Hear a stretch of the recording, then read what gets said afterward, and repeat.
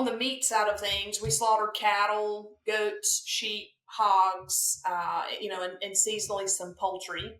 So that's on the protein side of it. We also have a commissary kitchen where we make our own broths, jerkies, pickled okra. We grow some figs and strawberries and things that we turn into jellies and jams. So that's our value addition kitchen. We also have a general store here in town that we sell, staples in addition to all the things we raise and produce and cook. We've got a restaurant where we cook 21 meals a week, 3 meals a day, 7 days a week. We've got cabins or townhouses where people can come and spend the night, grow some certified organic vegetables, harvest some really, really good honey from our orchard.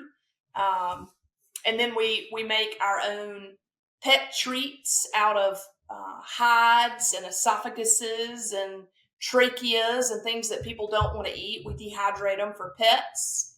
Yeah. We make our own leather belts and bags out of regenerative cattle hides. And then we make some skincare products. I'm actually 62. I know I only look 38.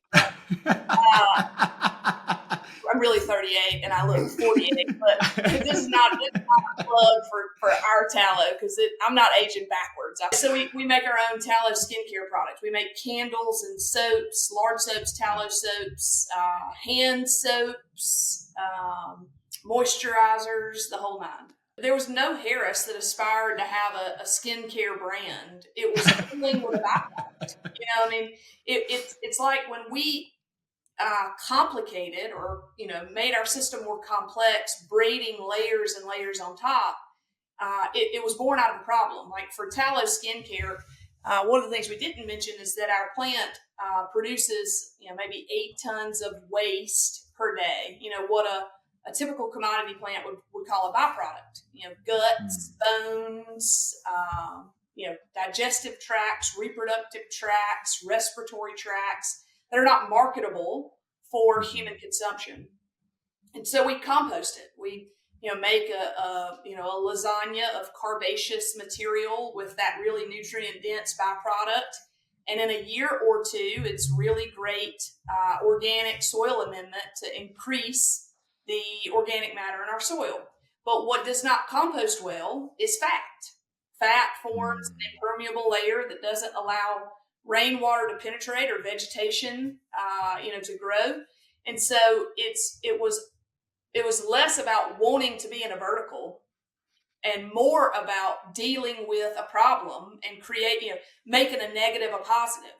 In terms of compost, fat's a negative, but fat's really not a negative. Today, tallow is one of the most sought after products that we sell.